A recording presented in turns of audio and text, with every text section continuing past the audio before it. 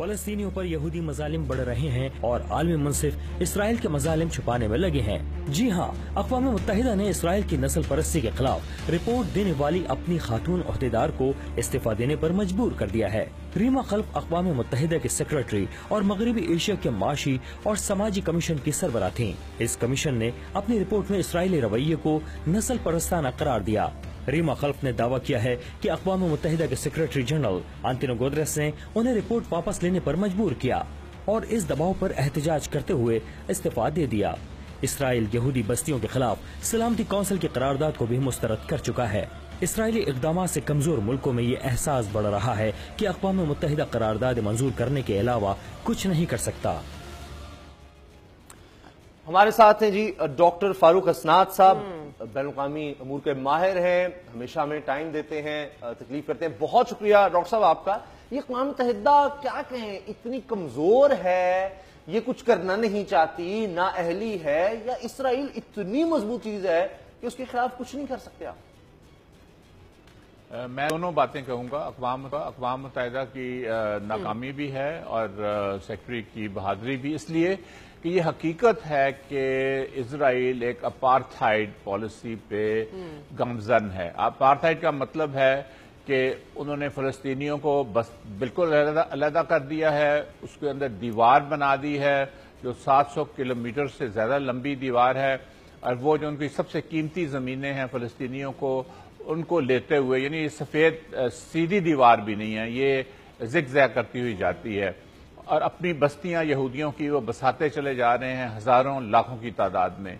और फलस्तीनियों को बिल्कुल उन्होंने छोटे छोटे जजीरे जिस तरह होते हैं वहां पर इनको बंद कर दिया है, वो नहीं आ सकते। वेस्ट बैंक की मैं बात कर रहा हूं, इसराइल की तो बात ही नहीं कर रहा।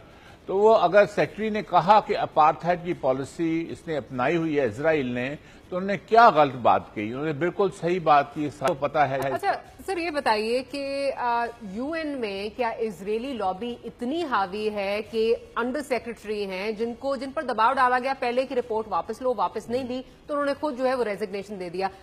जो एंटोनियो गुटेरेस है उनके बारे में तो पहले ही आ रहा था कि इजराइल के दोस्त हैं, तो क्या ये लॉबी इतनी हावी है? देखिए, बात यह है कि अमेरिका में इजरायली लॉबी इसलिए मजबूत है कि इजराइल उनका आउटपोस्ट है, यानी इजराइल उस खित्ते में मशरक़ वस्ता में अमरीकी मफादात की हिफाजत करता है, चाहे वो फौजी मफादात हों, चाहे वो सकाफती मफादात हों, चाहे उनके मजहबी मफादात हों, वो उनके लिए काम करता है। और जो बाकी इलाके के ममालिक हैं उनके लिए वो उन पर नजर रखता है, जासूसी करता है अमेरिका के लिए। सो अमेरिका की वो आउटपोस्ट है, वो अमेरिका का प्रॉक्सी है। और आधी से ज्यादा जो इजरायली हैं वो अमेरिकन शहरी भी हैं, यानी डुअल सिटीजनशिप है, वो तो रहते ही नहीं है इसराइल में। तो इसलिए ये उनको इजराइल बहुत अजीज है, बहुत प्यारा है, इसलिए कि एक तो वो नाजायज रियासत उन्होंने बनाई 48 में, उसके बाद फिर उसको कायम रखा और उसको वो इमदाद देते हैं हर किस्म की, और इजराइल उनके लिए डॉक्टर साहब एक अलमिया भी तो है, अब इसराइल के खिलाफ जंग लड़ चुके हैं अरब ममालिक, लेकिन फिर भी आज इकट्ठे नहीं होते उसके खिलाफ। जहां तक देखिए अरब ममालिक का ताल्लुक है, अरब ममालिक का हमने देख लिया कि जो सदर ट्रंप हैं इन्होंने बार बार मुसलमानों के खिलाफ किस किस्म की गुफ्तगू की, फिर बैन भी लगाया जो उनकी अदालतों ने उसको खत्म कर दिया, फिर एक दूसरा बैन भी लगाया, वो भी अदालतों ने, एक अदालत ने कम से कम खत्म किया। लेकिन सऊदी जो क्राउन प्रिंस हैं वो वहां पे जाके ट्रंप की ही तारीफ करते हैं।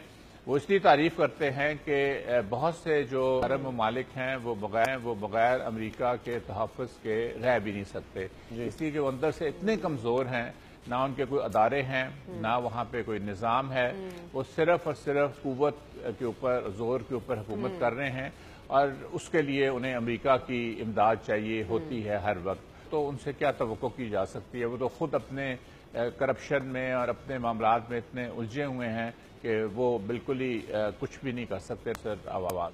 प्रोफेसर फारूक हसनात साहब, बहुत बहुत शुक्रिया, आपने हमारे लिए वक्त निकाला।